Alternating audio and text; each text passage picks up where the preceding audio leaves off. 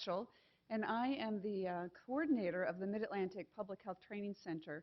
And on behalf of the Mid-Atlantic Public Health Training Center and the Maryland Department of Health and Mental Hygiene, I'd like to welcome you all to our Grand Rounds presentation for today on bedbugs, why they're back, and the public health response. Before we begin today's presentation, I'd like to just make a few announcements. And I'd like to invite our online audience to visit our website and view our available online and face-to-face trainings. In addition to the trainings available on our website, such as public health nursing and the many archived Grand Rounds, our upcoming trainings include grant writing and logic modeling next week, next Thursday, conference on social marketing and new media, creating integrated public health campaigns for the 21st century. That's on October 21st. And next month's Grand Rounds is on Aging in Place on October 20th. Also, for those of you watching online, we invite you to email questions for the presenters at any time during this broadcast by clicking on the link on your screen. And we also ask that you sign in so that we have a more accurate report of the number of people watching for our federal funders. And with that, I'd like to go ahead and introduce our presenters for today. First, Dr. Madeleine Shea. As Deputy Commissioner for Healthy Homes and Communities in the Baltimore City Health Department, Madeleine Shea leads and develops public health programs and policies that seek to improve social health determinants like housing, education, and neighborhood vibrancy. Dr. Shea has been a champion of policies and programs to benefit economically and socially vulnerable children and families for more than 2 decades, and has degrees in economics, management, and public policy. She directed United Way research to transition to outcome-based approaches to community and family strengthening, and has consulted with community-based organizations to measure the success of their community development programs. She is a member of Baltimore's Zoning Advisory Committee and Food Policy Advisory Committee, a commissioner on the Mayor's Sustainability Planning Commission, and a trustee of Baltimore Medical Systems, Inc., and the National Center for Healthy Housing. Dr. Shea serves on numerous public health work groups and advisory boards and has consulted and testified widely on children's health, community development, urban health, and evaluation topics. Our second speaker for today is Susan Jennings. Susan Jennings received her bachelor's degree from Carnegie Mellon University and her master's degree in environmental science from Virginia Tech. She has served as the public health liaison for EPA's Office of Pesticide Programs since 2001. As the public health liaison, Susan serves as the office's primary contact for public health issues involving pesticides and facilitating the involvement of public health interest groups, other federal, state, and local government agencies, and the regulated industry in EPA's regulatory processes. Susan is EPA's representative for a recent collaboration between EPA, the CDC, and ATSDR. The collaboration was created to promote more effective and efficient operations between the agencies and communities. Currently, Susan is coordinating the collaboration's efforts to identify tools to improve access to federal resources for communities and public health officials across the United States.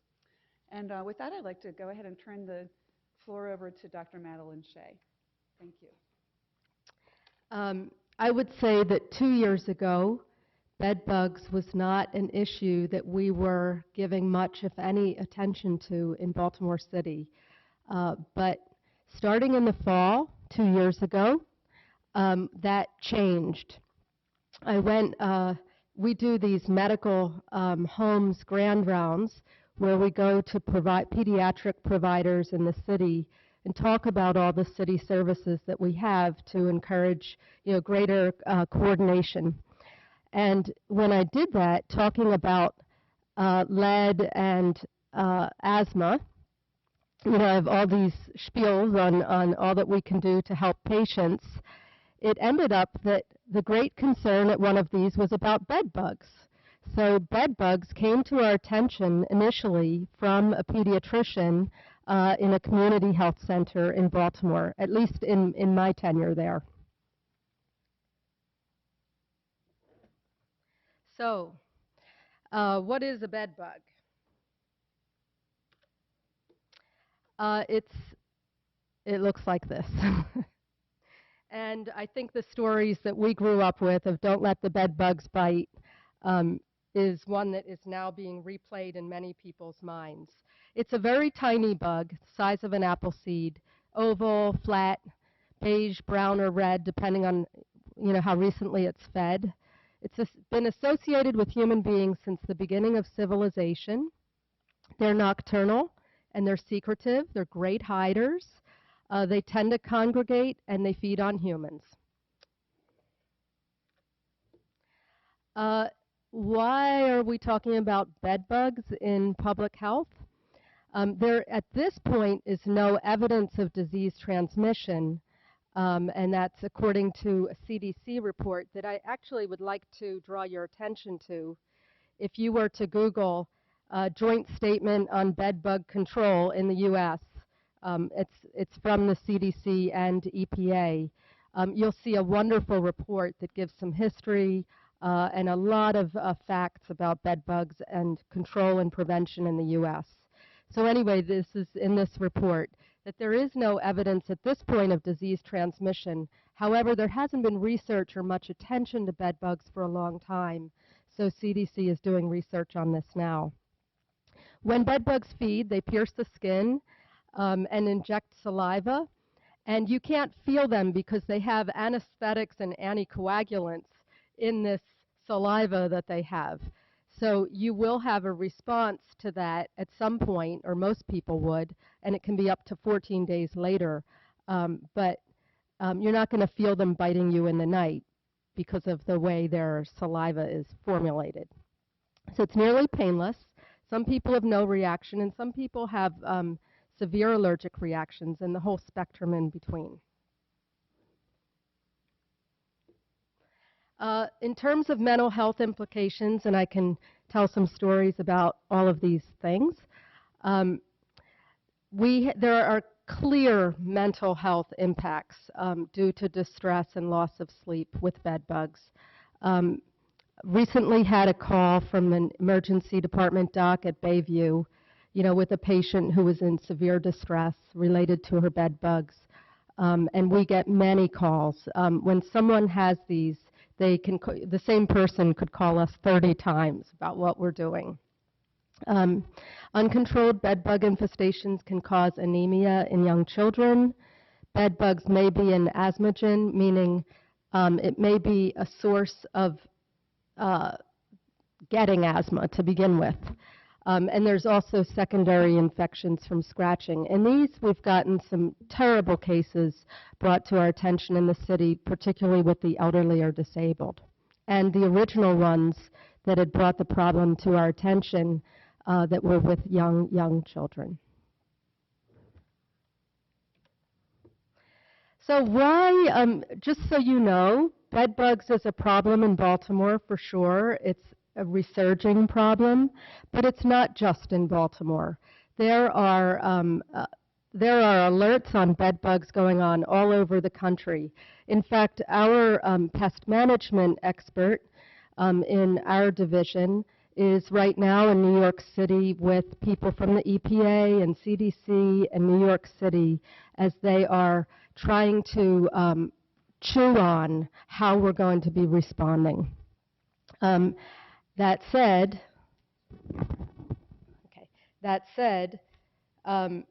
globalization, travel, human migration definitely contribute to bed bug movement because bed bugs are hitchhikers. So if you're sitting right next to someone who had had a bed bug infestation, it just happened to be in their purse because their purse was next to their bed in the night, could crawl right onto your socks, not meaning to alarm you, and you could have a problem then tonight. They do reproduce prolifically. War and collapse of governments has been attributed to the problem, crumbling infrastructure of many cities, definitely higher urban density, more people living in cities, in dwellings, where we have higher resident density. Reduced use of residual insecticides. So what we've done is, in fact, integrated pest management, which we support and are trying to spread the practice of in Baltimore, looks at the behaviors of each pest, and based on behaviors, will come up with the most cost-effective approach to getting rid of them, and also the least toxic. So that's come to more pest-specific approaches that don't work with bed bugs. So we started, based on reports from pesticide applicators, this increase started in 2006. As I said, our response in Baltimore started in 2008. That's when it came to our attention. When we started this work, we were getting about 2 calls a month about bed bugs, and in August, we had 90 calls. And the people who call the health department for help are, we're fairly certain, only a small minority of those who are probably affected. When we started our work in December 2008, one of our goals was to track what was going on so that we could have a thoughtful and focused response. So we have been tracking since then, and you can see the maps showing that nearly 50% of reported cases are in southeast Baltimore, but there are cases spread across the city. And where you have a case in a row home or an apartment building, a multifamily dwelling is the housing term for this, they are likely to spread through those units. They can travel through walls, they can travel through a lot. So here's a more blown up picture of that, where you can see our cases. And so we used this information in Baltimore to write grants to bring in resources to help in our response. When we knew there was a problem, we never had any funding to address this. We used existing resources, as we all do in public health. This is what we're called to do. So we used this baseline information and the surveillance information that we had to write grants. And fortunately, we have gotten a couple grants that are going to help with our response. In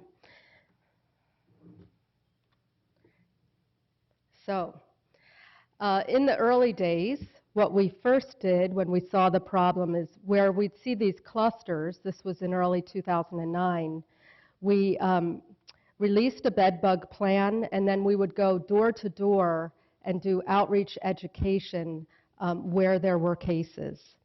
By 2010, we had gotten our first grant that allowed us to have some more money to bring to the response. So we provided inspections.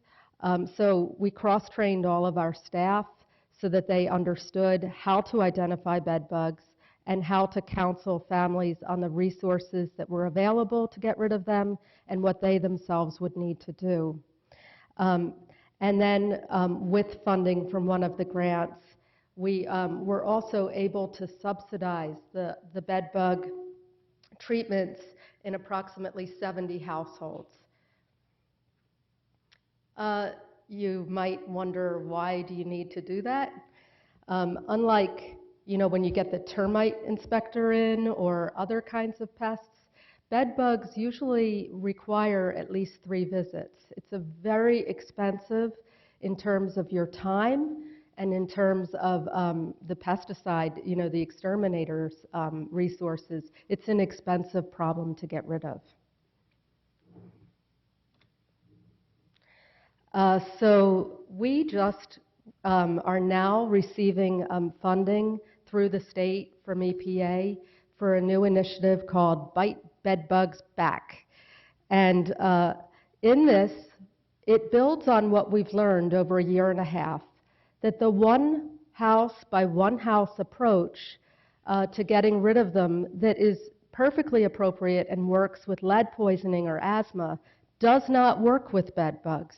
You have to have a community-based approach, particularly in a city with high-density row homes, multifamily dwellings, because if you get rid of them in one unit, but they were next door, they'll be back. So, and not only that, we could be contributing to resistance to pesticides by not approaching the entire block. So with this new understanding, we've gotten new funding to have a more community-based approach. It's still IPM friendly. IPM is part of our Healthy Homes jargon. It means integrated pest management, which again means the least harmful, most cost-effective approach to getting rid of pests. We'll also seek to reduce stigma and promote cooperation in neighborhoods.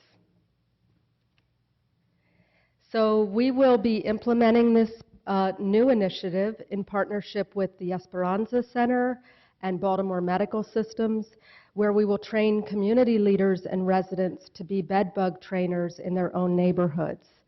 Motivation and interest is crucial, so we will be building on that and using our own expertise, transferring that to communities. The Esperanza Center will focus on Latino outreach, and Baltimore Medical Systems has a beautiful new Platinum LEED certified building that they'll be using to host trainings. The trainings will be in schools, churches, community associations, and co-led with our partners. So our goal will be to facilitate block-level eradications. We have the technical knowledge, and we'll engage trusted community leaders in the response. Stigma is hard to overcome. This is true not just of bed bugs, but pests in general. So we're going to work in a way that embraces that and that people need to work together and not blame each other. So you can see we have this block approach. We're also developing a do-it-yourself manual. The average cost that we're finding for dealing with bed bugs is $1,000. That is out of the question and out of reach for many, many families who are affected. So we're also going to provide a manual for people that have no ability to bring in professional exterminators, which is the first thing that we do recommend, I need to add. So this manual will describe how to use climb-up interceptors, these cups at the bottoms of the legs of your bed, and furniture to intercept the bed bugs.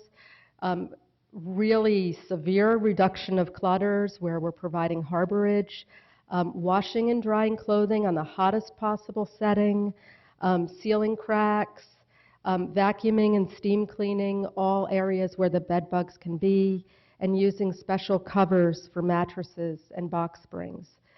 These are ways that we can, have a appropriate response for people with limited resources. We're also starting community forums on bed bugs. The kickoff is September 29th at the War Memorial in Baltimore, where we're getting out the facts so that people can have an effective response. And we've been on all the major media outlets, television, newspaper, trying to get out the facts so that people have an appropriate response.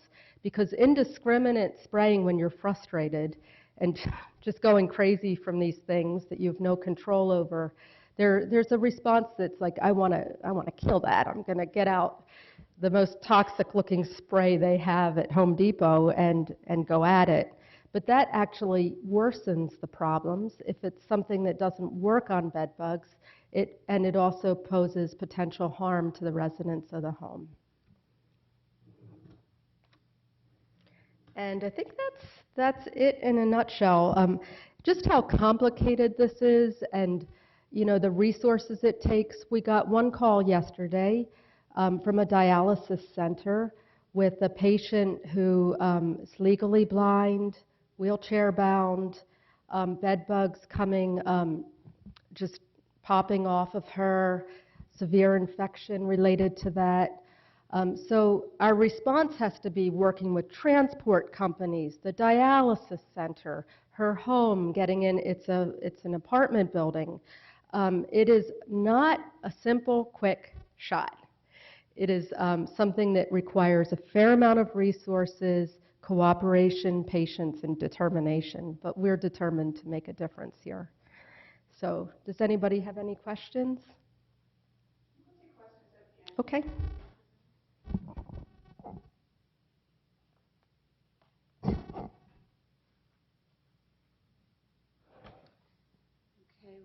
Okay, our second presenter, Susan Jennings, is going to be joining us by phone. Susan, are you there? Susan? Susan? She was here earlier. I'm here. Oh, okay, great. Great. Okay, good. Susan, you can go ahead and you've got your slideshow up. Great. Thank you. I'm going to talk a little bit today about, Dr. Shea did a great job about talking about the biology and some of the public health impact from bed bugs. And I'm going to limit my discussion primarily to some of the things, you can go to the next slide, some of the things that we're doing at EPA. My overview will be, we'll talk about EPA's roles and responsibilities. We'll talk about a little bit what our plan is for bed bugs, looking for new control techniques, education and outreach activities, and then lastly, collaborating with the federal, state, and local levels, which is really turning out to be very, very critical to bed bug controls and next steps as well. Next slide. Our mission at EPA, and I think that sometimes it's good to say this, it might sound a little bit simplistic, but a lot of times it really helps to get everyone on the same page as to exactly what our goal is at EPA. We protect human health and safeguard the natural environment. And for public health pesticides, or pesticides that are used to control pests that have public health impact, there's added responsibility, which is to make sure that not only that they're safe for human health and the environment, but also to make sure that they're effective against the pests on their labels. We do not require data for non-public health pesticides. The companies need to conduct that data, but we don't require that as a condition for registration. Whereas for public health pesticides, we do have that added requirement. Next slide. Now, for bed bug control, our primary responsibilities are to ensure, next slide, that the current scientific standards are used to regulate all pesticides, both new, existing. So we don't want to be bringing back something that may have been okay in 1942, but now that we have new data and new scientific standards, it no longer is, we've realized that there are issues involving that pesticide that we were not aware of in 1950. We also have a responsibility to educate the public about proper use of pesticides and encouraging the use of IPM. And solid education and outreach is really, really critical, particularly in bed bug control. There's a lot of misinformation available, particularly on the web, and this good quality education is really necessary. It not only minimizes the number of incidents and poisonings due to misuse, but it also can discourage over-reliance on pesticides, which in turn can lead to resistance. And it's this over-reliance and this development of resistance that then makes tools no longer available when we need them. I'm not sure if these slides are advancing or not. I'm not seeing them online. But I'm on to the next slide with the header of National Summit, the kickoff. That was when we first really began to devote resources to our bed bug issues. This summit was held April 14th and 15th of 2009, so it was about 14 months ago. We became aware of the issue previously to that, but we had not realized that, we had not really started focusing it and devoting attention to it. The purpose of the summit was basically to help share information, identify ideas and options, and lastly, to develop recommendations. And the summit was really intended to facilitate a dialogue and to kick off a dialogue among all the participants, because we were hearing so many different stories from so many different places, not only national basis. You know, you'll get one story from New York, something else from Phoenix, something else from Seattle, but also, you know, even within the different segments of the stakeholders. You know, academia says one thing, the pest control operators, the communities, and so this was an attempt to get everyone in one room to kind of talk about things and share ideas and to develop recommendations. And this was, as I said, it was a year ago, last April, so about 16 months ago. And we had over 300 stakeholders attending. I believe there were about 75 via webinar, and the remaining ones were actually physically at the conference. And it was held under the auspices of EPA's Pesticide Program Dialogue Committee, which is a committee that's formed to provide formal recommendations to the agency. And so the summit did conclude with formal recommendations to our office on how the participants believed, things that the participants believed were worthy of people working on. And as you'll see in the next slide, that some of these recommendations that came out of the summit were within the federal jurisdiction, and others were not. There were recommendations for increased federal collaboration, additional research into, next slide, additional research into control methods, and additional training for pest management professionals. There was discussion about local legislation and coding, used furniture, regulating used furniture. You know, many of these things are not things that we would do on a national basis, but they were, some of them, very important to getting good control and a good handle on a program and a problem in a particular community. Now, for our strategy, our bedbug strategy, next slide, we have focused on the encouraging the development of new tools, integrated pest management, education and outreach for appropriate control techniques and to discourage misuse, and coordinating coordinating with our federal partners, which will also include research activities. Now, as far as our regulatory activities, next slide, we are encouraging the registration of new pesticides. EPA does not create pesticides. We only regulate the ones that people bring to our door and the ones that that industry develops.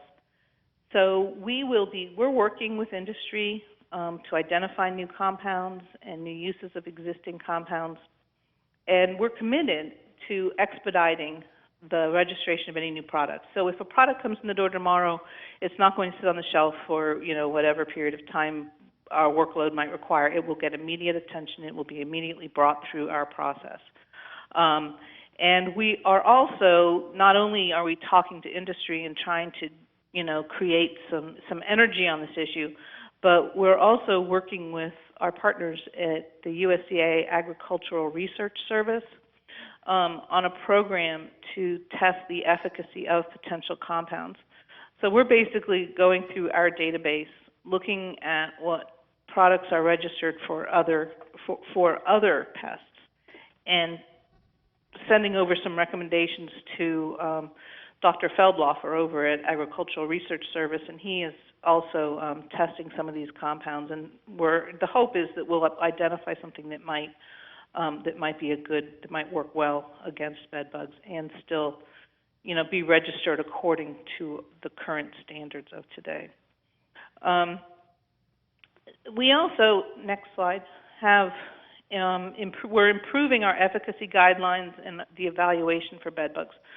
Right now, a lot of some of the pesticides have been registered previously, and some of the efficacy data is based on you know, different populations of bed bugs, and we're trying to tighten that up a little bit so that we're adding testing of bed bugs from strains of bed bugs that are known to have a pyrethroid resistance.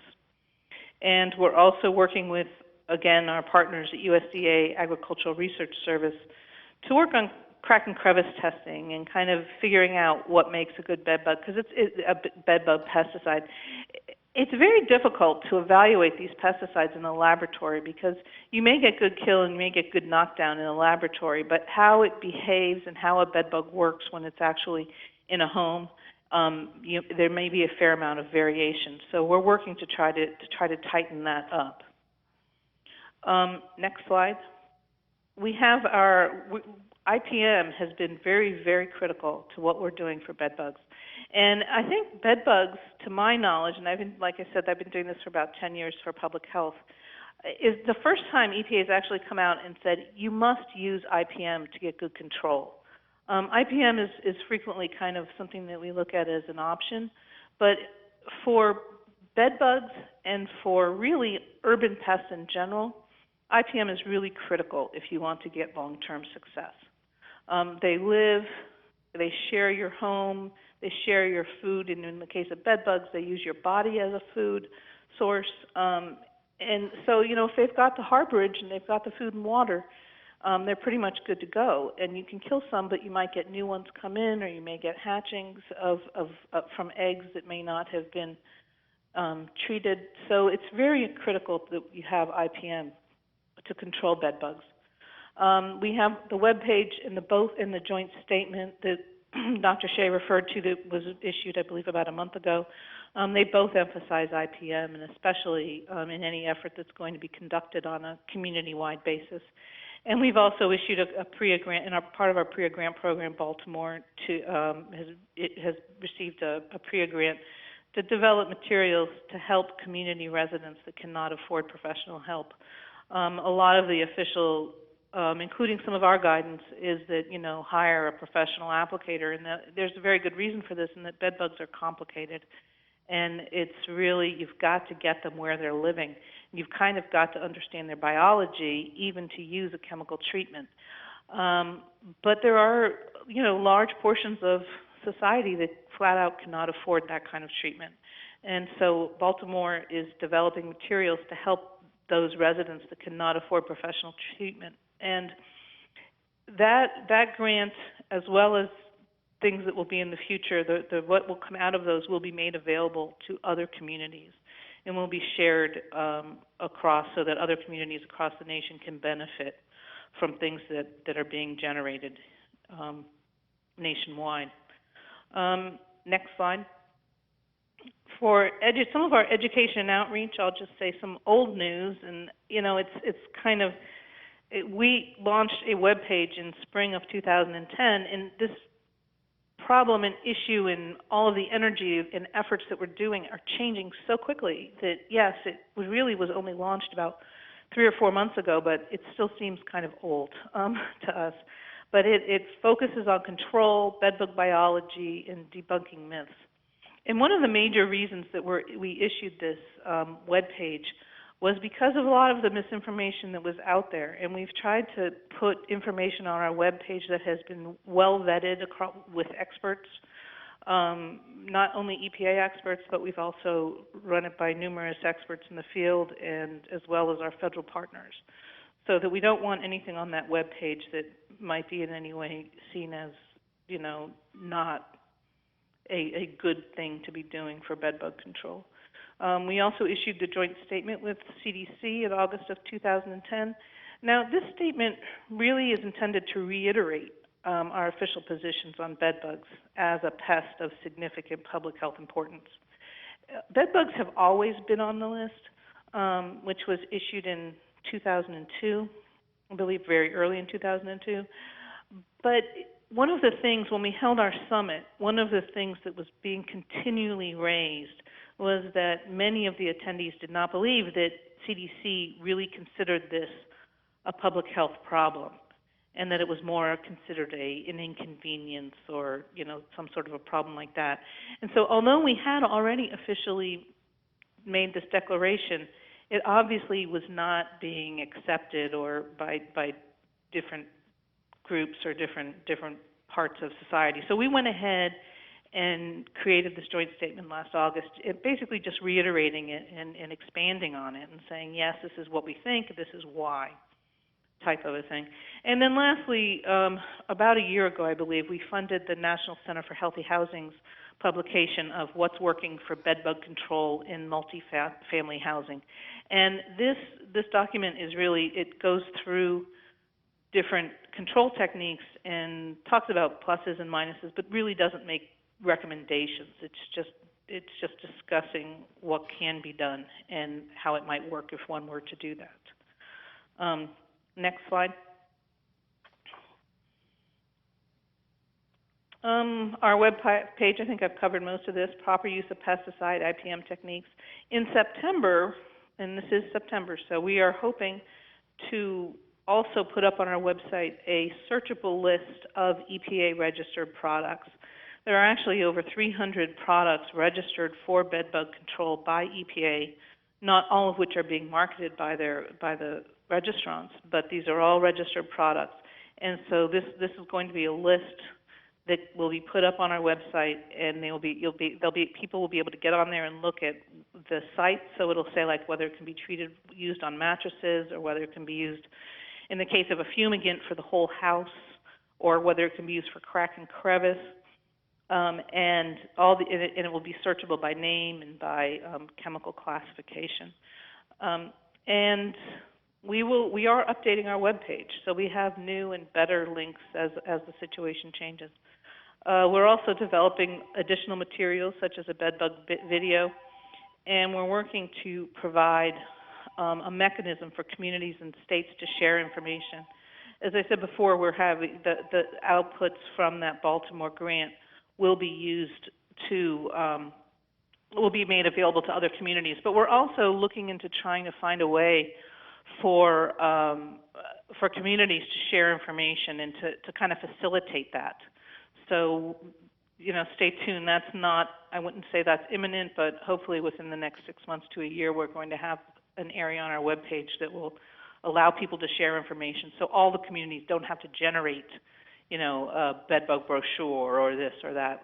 One can do it, and everyone can share it and use their resources more effectively. Next slide.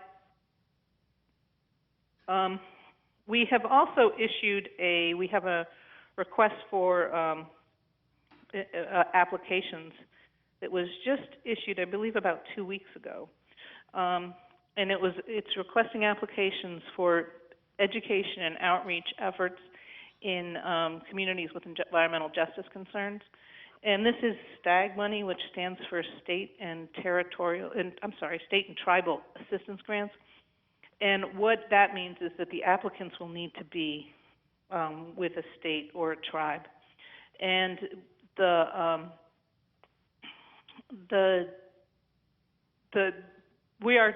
criteria within that RFA are that the grants will be evaluated against requires them to collaborate with communities.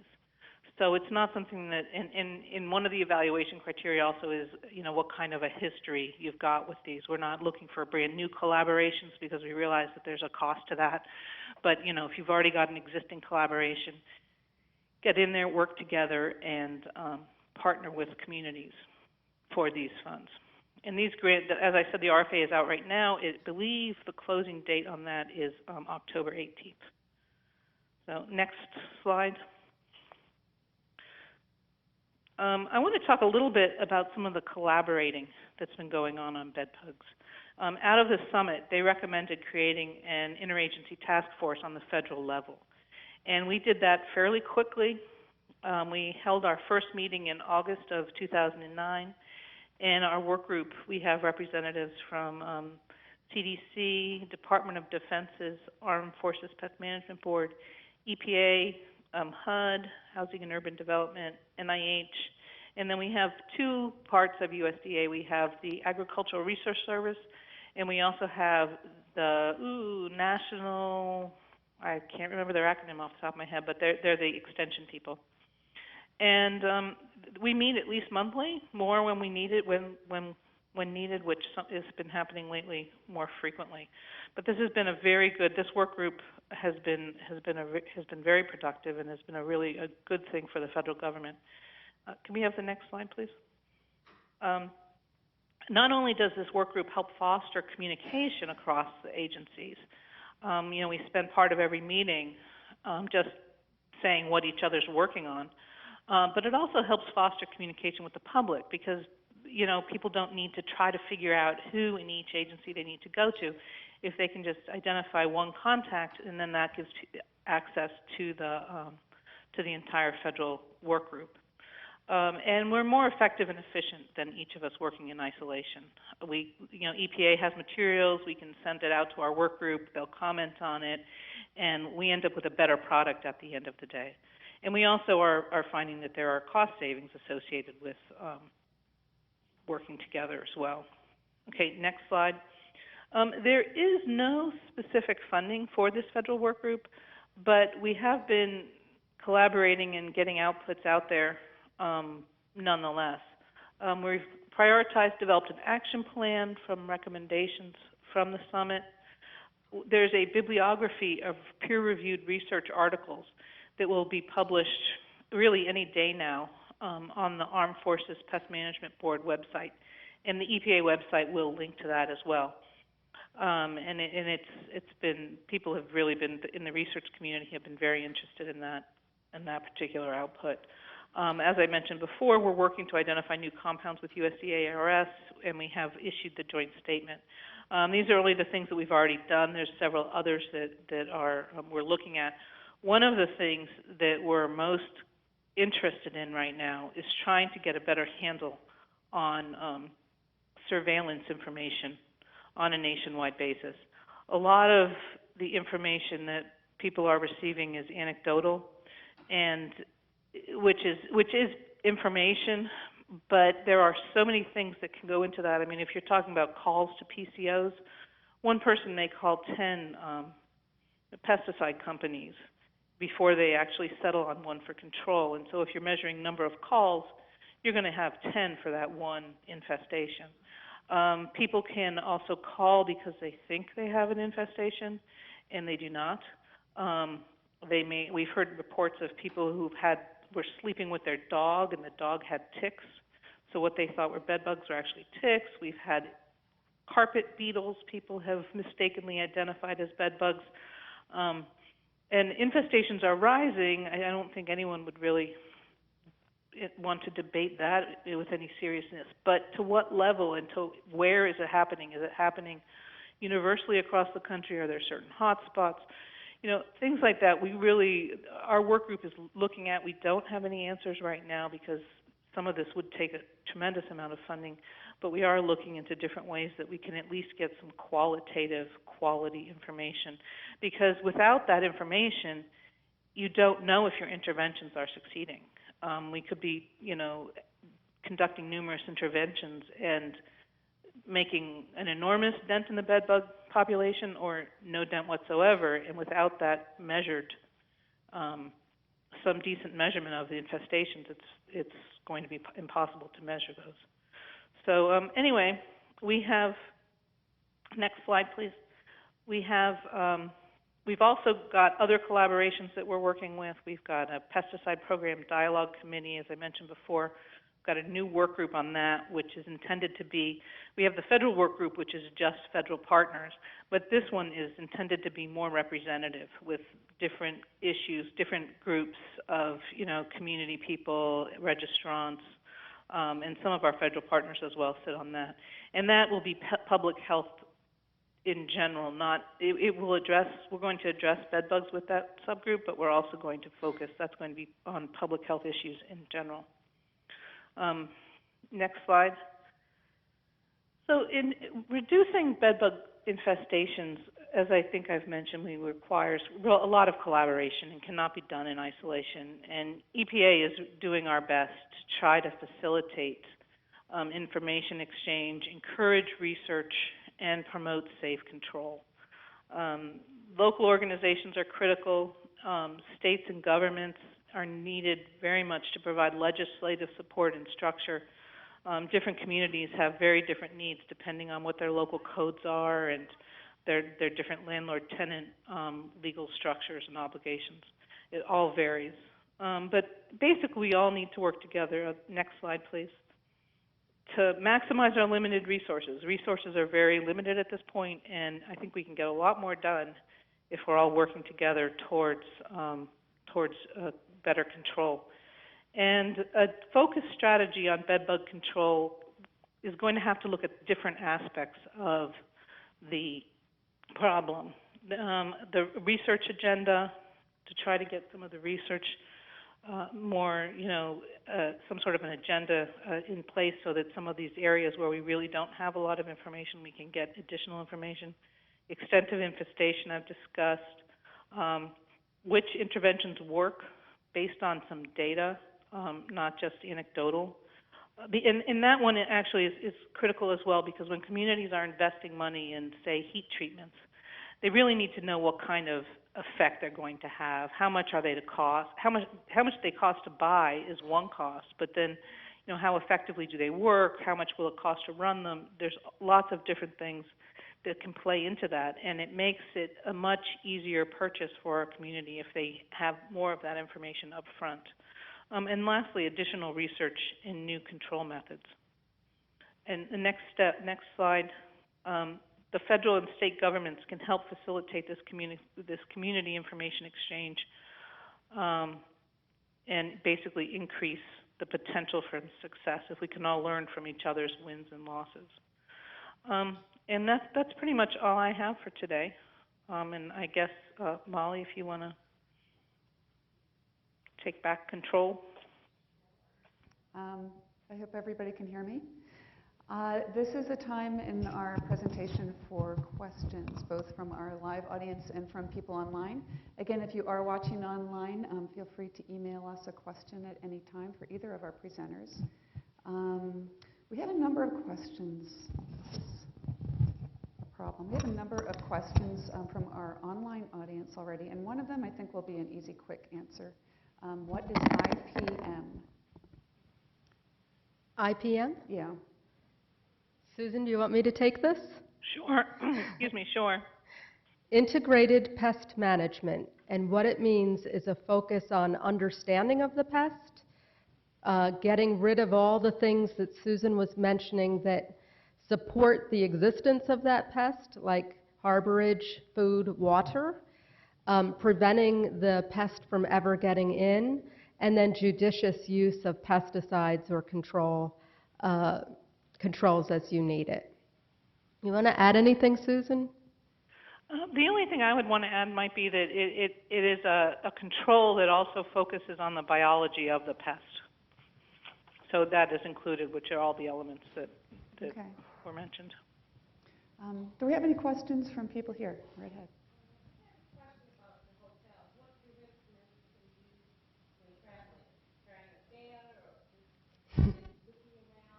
And if you could just repeat the question. So the question is about hotels. And we definitely have questions like that come to the health department. You shouldn't stop traveling. But if you're going into a place, you might want to have as little clutter as possible. Keeping your bags so that if there are any around, that they're going to have fewer things to hide in. And then, you can look at the mattresses and see if you see any evidence of bed bugs there.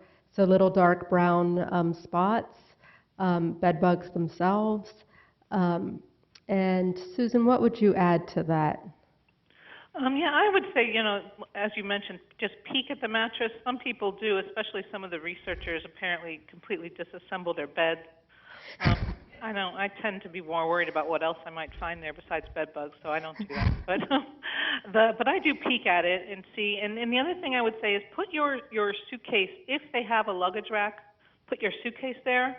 Unfortunately, a lot of hotels seem to be removing those from the rooms at this point, but that's a better place to store your luggage than putting it on the bed. I would just be very careful about whatever you might put on the bed.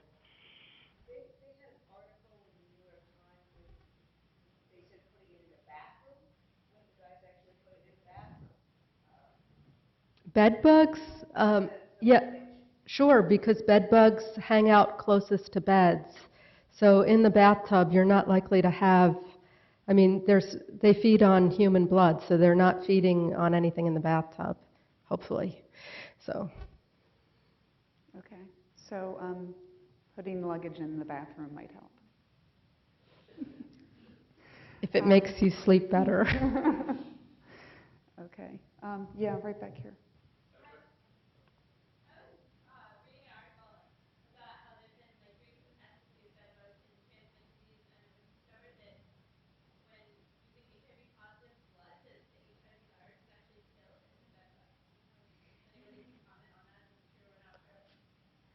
The joint report Susan and I have referred to definitely references that there has been testing, and to the best of scientific knowledge, bed bugs do not transmit HIV infection.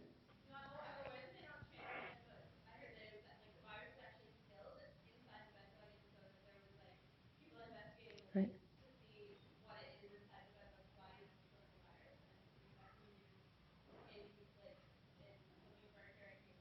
Susan, do you know about that?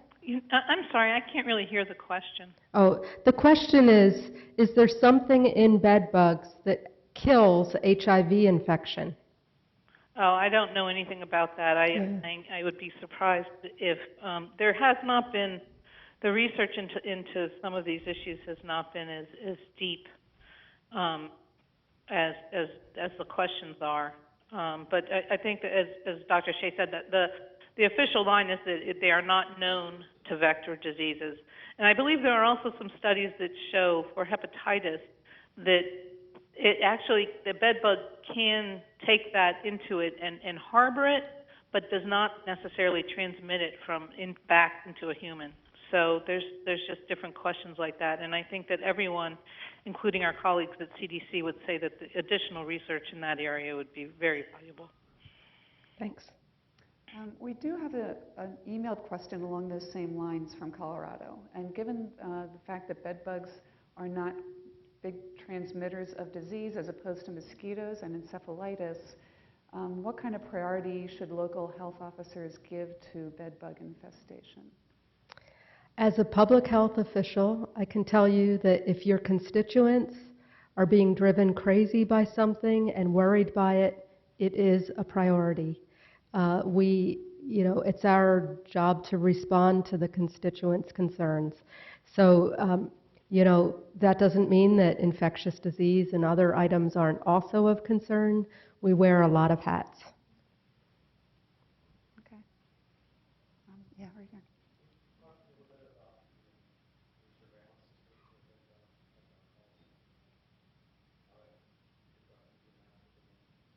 Sure. So the question was about our bed bug surveillance.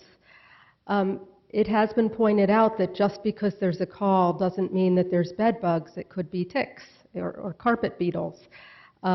In order to become a case with us, it means that we actually got into the home and inspected and verified that it was bed bugs. So it took a little bit of time to get up and running to have staff that were able to do that, but we ramped up pretty quickly. In fact, one training was in my house. I did say no release of live bed bugs for this training. In any case, so that's how we identify a case. We do get calls where we're not able then to get in and verify bed bugs, so they would not be considered cases.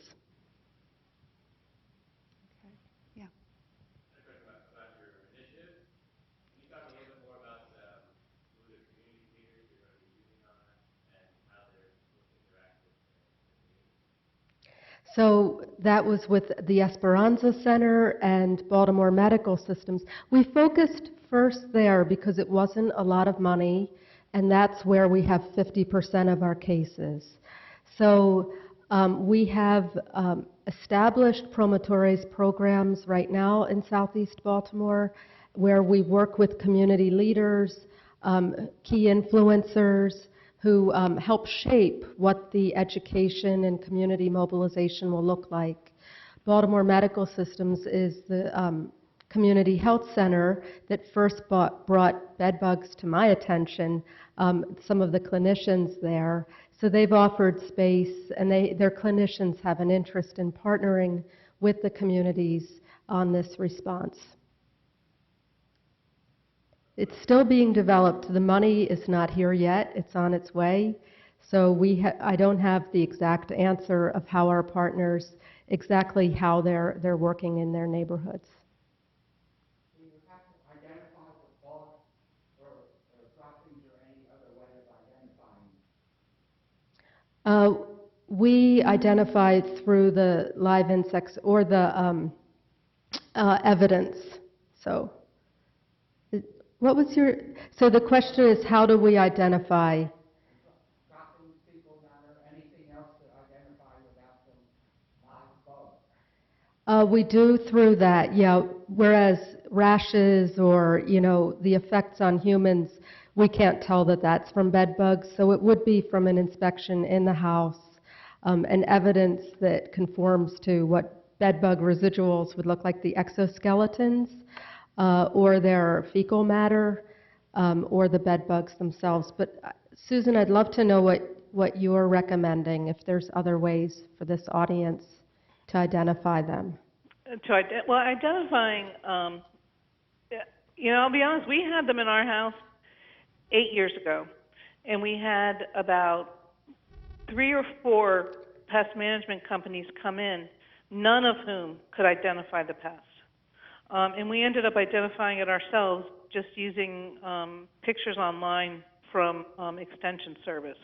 So it's not really impossible to do or super difficult to do. If you want to identify what the bug is, if you decide it's not a bed bug, what is it? That's a little more challenging. But to just kind of look at it and say, is it or isn't it a bed bug? And really what we're trying to advocate now is the spots on the sheets. And, because you could have a very low infestation rate and still start to get spots on the sheets. It's one of the first early indicators that is really kind of ironclad, that's a bed bug problem. You shouldn't get spots on your sheets from other bugs.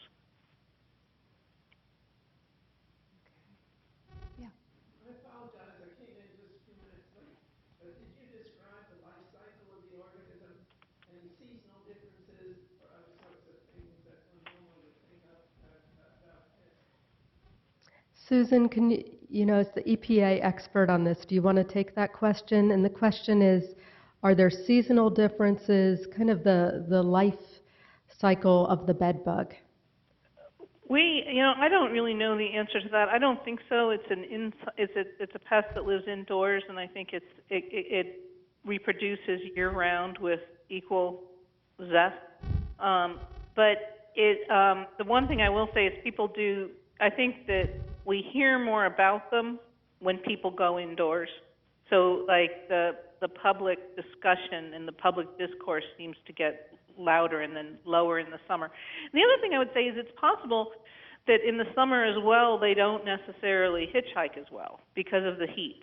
I know many people have said when they come home from trips they just leave their luggage in the back of their car for a day before they bring it into the house, and it will get so hot inside that car that if there's a bug on there it will kill it.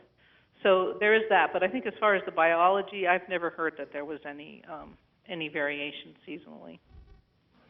Well, my question involves not only seasonal differences, but what is the life cycle? How long does the bed bug live? How many eggs does it produce? What's the Right. of increase of pests?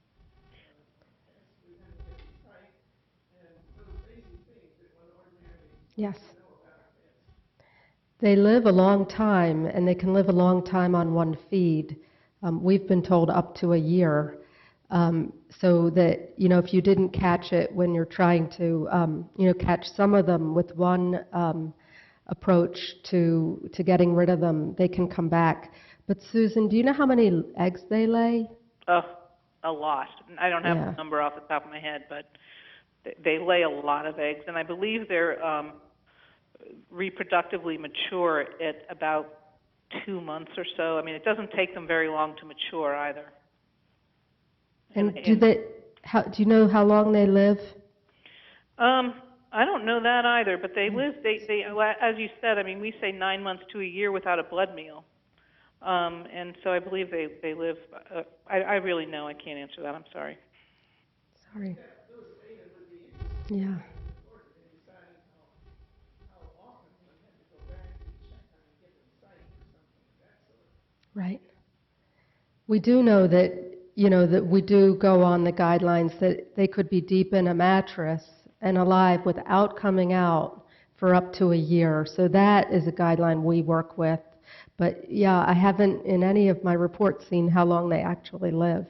But we can get back to you with that information. Absolutely. We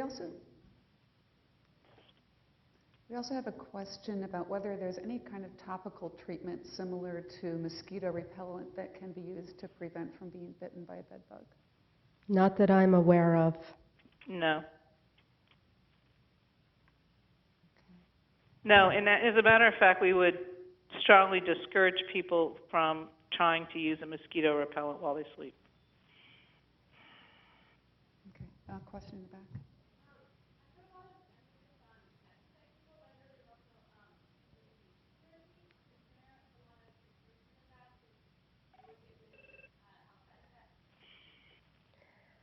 Oh, so the question is about heat approaches. They definitely can be great. Not all companies, exterminators you work with have the capacity to do the heat approaches. In the do-it-yourself world, there are people who have used steam heaters and in a very methodical way where they get rid of all the clothing, everything there, get rid of the source, have used steam heat and effectively gotten rid of them. But in terms of the application wide scale in the city or in the country, it's more limited. But you're absolutely right. Things that would kill them without, posing potential harm to children and people and animals is a good approach. We do have a question online about when Baltimore's DIY manual will be finished and will it be shared with other jurisdictions? Absolutely, it will be shared and it should be finished. We are working in collaboration with our community partners. The money's not here yet, but we've started working. So I would imagine we should have this ready within 2 months. Great. And we will make it available. BaltimoreHealth.org is the Baltimore City website, and we have all of our bedbug resources as well as other public health resources there that we are happy to share. Great. Yeah, right over here. I have a two-part question. One is, when you treat for bed bugs, what is your recommended pesticide? And also, you had a slide on bed bugs density in Baltimore. What's your procedure for determining that density? I can take the density one. Let me start. Susan, what pesticides are you recommending for bed bugs? Well, we can't recommend anything. Officially, we don't recommend individual pesticides, but we would say that make sure that whatever you use is always EPA registered and that you follow the label very carefully. Well, we know that, but what is on the market? Well, as I said before, there's over 300 products registered right now. They have a variety of mechanisms. Many of them are pyrethroids. I'd say the majority of them are pyrethroids. There's also some nicotinoids that are registered. There are some compounds such as diatomaceous earth, which I believe works using a desiccation mechanism, registered. And we will have something up on our website, as I said, probably this month, that will list all available pesticides that are registered. The density, again, is determined by our inspections. So as we go in, we confirm that the call that came into us was bed bugs. We do try to see if to approach the neighbors of any home that we get into. So those become the cases that show up in maps as the density. Well, you showed a number. Does that mean like so many bed bugs per room, per house, or what? Per house, yes. We have another question online. Speaking of heat, I've heard companies offer services to come into your home with a portable furnace to raise the temperature in your home above 140 degrees. And this process is supposed to kill them. Is this process more effective than pesticides? This is from Minnesota. Wow, we've got quite an audience. Susan, I'll let you answer that. I do know anecdotally that people have had success with the whole house heat approach. It's expensive, but it would certainly, have less harmful health effects. Susan, do you have comments on heat? Yeah, heat is great when done properly, because it can also kill the egg. And it can kill things that, a spray might not be able to reach. So, no, it's a good method, but it is, it can be expensive, and it can also be kind of hard to do sometimes. Okay. We also had a question about whether caulking along walls and ceilings to keep bed bugs from spreading into other apartments was effective. I think Susan was talking about caulking. And that's an area that I know that was up in the research agenda with CDC and EPA. It's a good idea to do it anyway for energy and other pests. There's absolutely there's good things about caulking, so you should do that. But Susan, do you know what's going on with caulking and bedbug control? Well, no, yeah. Any voids, any holes, any cracks that you can seal is always a good thing. So that we would definitely recommend that. And how effective are dogs as detectors? We've had demonstrations of dogs as detectors in the city, and it was amazing. So, the demonstrator comes in, puts a bed bug under one of 5 cups. The dog can instantly pick which cup it is when it's brought into the room. So from our demonstrations, they look pretty darn good, and there's plenty of, in the media about that. Susan, what's your thought? Yeah, I have the same thoughts. The dogs have improved. I think in the beginning they weren't quite as reliable as they are now. They're very reliable. And if a community is going to have an inspection program, a good dog and a good handler can really make it a whole lot less expensive, because the dog can go in there and do it very, very quickly and very, very accurately, whereas a human inspector in the case of a low-level infestation, can take a whole lot longer. And the other thing but the thing is also the dogs. I've heard from a couple communities that the handler of the dog is, because it's not a pet, and the handler is really critical. If if the handler is not a good match for the dog rearing, I've heard it both ways. People there love the whole situation, and then I've also heard from communities that had the whole outlay, and then the handler had a bad back, and different things happen. So, but yes, in general, they're a good thing. And speaking of dogs, we've also had questions about whether bed bugs can also bite animals other than humans, such as dogs, cats, pets, whether bed bugs have been found in pets' bedding and whether that should be treated. Susan? Yes. I mean, I don't think that would be their preferred host, but they can do that as well. And you would really, if you were treating, you want to treat everything. You need to treat your hampers, because you can take your sheets and they can get in the sheets, and then they can get in the hamper. So if you take your laundry and you go and you wash your laundry and it's all clean, and then you put it back in the hamper, it can get reinfested. So if you're doing a clean out, you need to be careful that you're cleaning out sequentially and you're not accidentally reinfesting areas that you had just cleaned. But yeah, you definitely would take care of the dog bedding and everything else. Okay. Yeah, right here.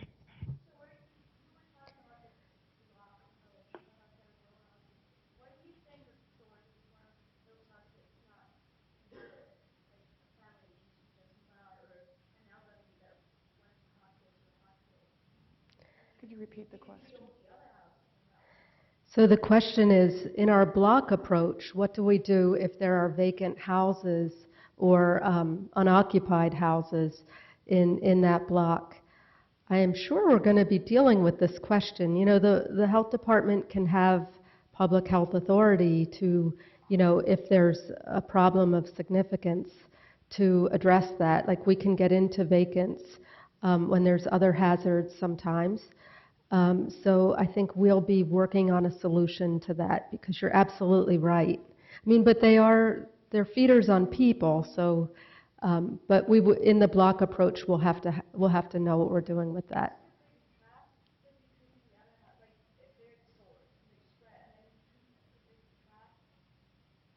Sure, they move. They move fast. Sure.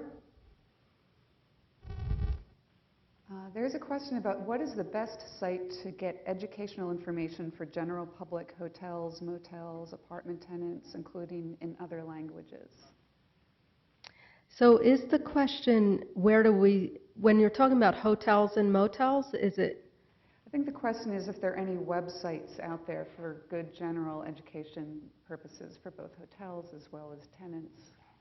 Definitely. I mean, in terms of general information, EPA, CDC, Baltimore City Health Department, the National Center for Healthy Housing. Our websites all have resources.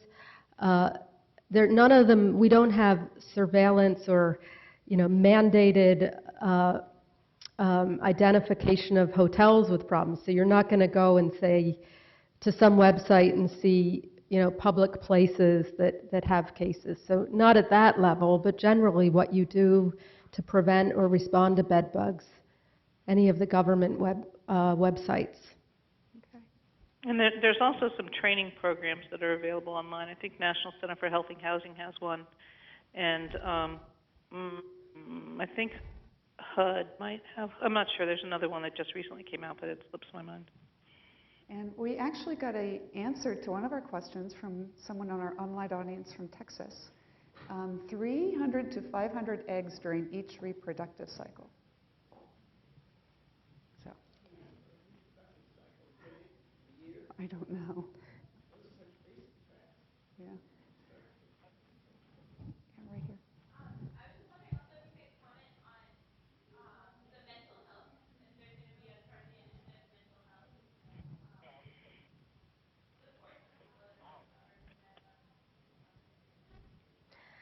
So the mental health effects are anxiety, loss of sleep, and we know that when we lose sleep, that takes a toll also. You're tired and more irritable. So getting rid of them is the best mental health response. And that's ultimately what we want to do, because people will sleep at night and their anxiety will go down if we can effectively get rid of them. So that's where we're headed here.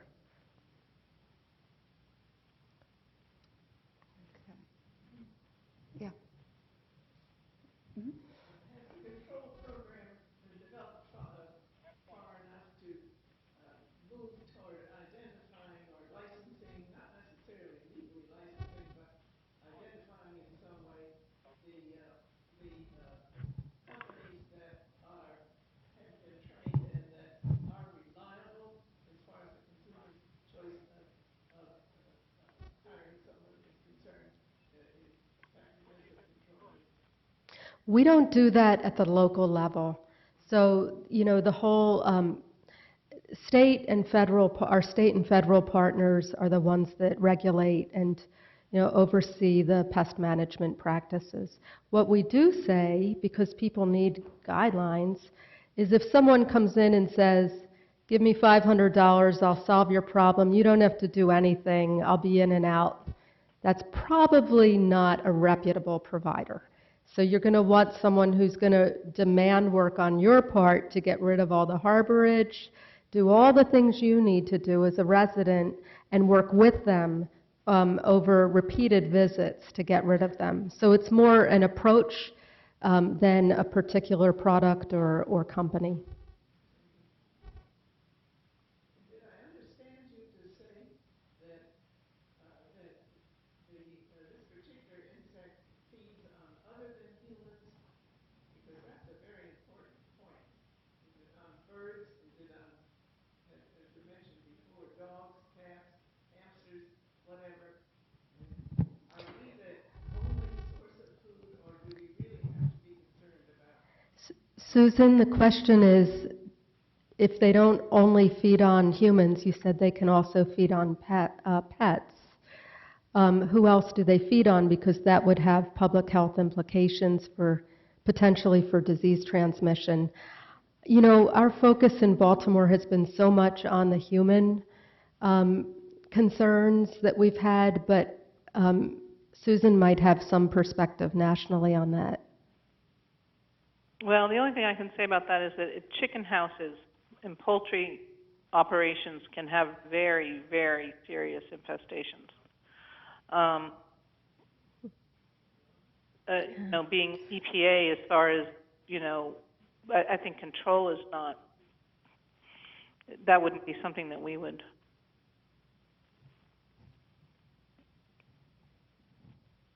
You must be an epidemiologist. I can hear the thinking. Yeah. Yeah. Yep. Mm-hmm.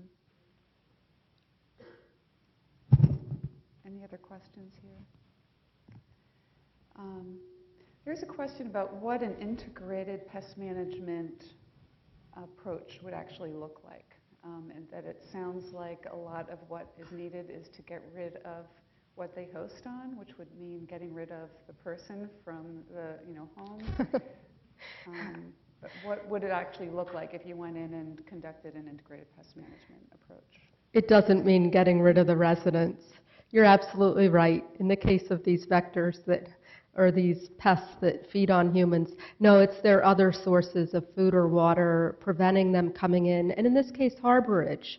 So if they're harboring in mattresses, in sofas, in wheelchairs, in the frame of the bed, it means getting rid of that harborage until you can get the problem under control.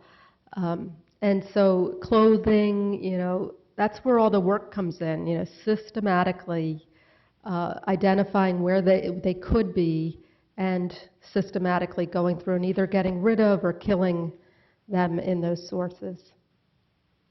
Yeah, and it doesn't necessarily mean, getting rid of the human, but you can also isolate the human so that you're minimizing or eliminating the human to bedbug interaction. They tend to feed primarily at night unless they get very hungry. And so, if you take the bed, I've had people call me and they've gotten rid of every stick of furniture in their house and they're sleeping on the floor and and that's when you start to really see some of these mental health effects starting to kick in. They're not getting any sleep. If you, pull the bed away from the wall, use interceptors or something on the bed legs. There's different ways you can do that. Make sure all the bedding is up off the floor and at least create a safe little island on the bed for people so you can isolate the human without necessarily getting the human gone. Okay. This is a question regarding large hotels or apartment buildings. If bed bugs are found in some rooms of a large apartment building, how does management go about controlling the problem, keeping it from spreading? It would have to be the way we described we're approaching this in Baltimore, in a row, in a block of row homes. It'd have to be a similar approach where they're going to be working on all the contiguous units to the ones that are affected. And that's what we do. So management needs to facilitate that and partner in that. Okay. Yeah.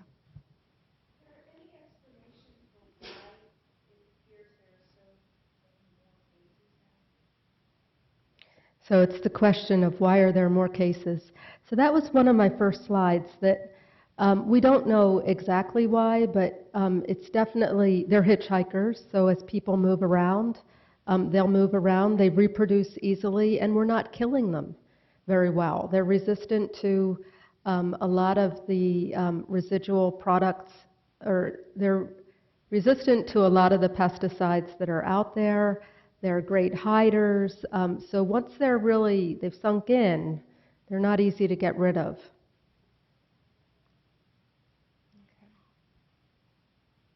There was a question about your efforts in Baltimore City and how cooperative residents have been when you've tried to work on getting people along the block to participate. I think generally people have been cooperative when we've gone door to door to work with communities. We've worked with schools, clinics, neighborhood associations.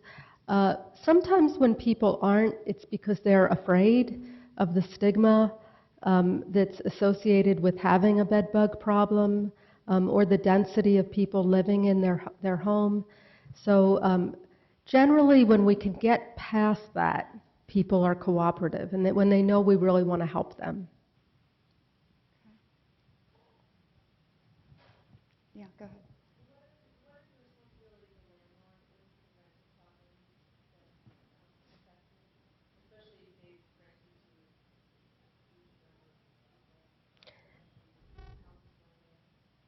So the question is, what is the responsibility of the landlord? Right now, we don't have laws or regulations relating to responsibilities of tenants or landlords concerning bed bugs. We're drafting regulations now, and our thinking at this point, we hope to have regulations in place in the next month, is we would like to foster the cooperation between landlords and tenants that we know we need to be effective in our response. So that will be our approach, but we're not there yet. But that would be, a best practice. There's a question about what changes, if any, are local hospitals making in response to these findings, in response to controlling bed bugs? Susan, do you know about hospital responses to bed bugs? So the calls I've had from hospitals, or in the case yesterday of the dialysis center, that dialysis center is going to be putting policies in place. And I'm sure that we will share those policies across outpatient kinds of services like that across the city. But I'm not aware of any policies hospitals have at this point. I don't know if Susan does. No, I'm not aware either. One thing I will say, though, because we've talked a little bit about hotels and now hospitals, some of these environments, and probably hospitals less so than hotels, but they have a lot of control. They can empty out a room if they have to. They can do different issues like that, which do make it a little easier than say, in a more residential setting. That's true. But I have heard reports also of people being turned away from emergency rooms because they had a lot of bed bugs on them as well. So it's a problem. I think that is about it for our presentation today. I really want to thank both Susan and Madeleine Shea for presenting on this very interesting and timely topic. And Thank you. We hope you'll all join us next month on October 20th. We're going to be having a discussion about aging in place in public health. So thank you all. Thank you. Thank you.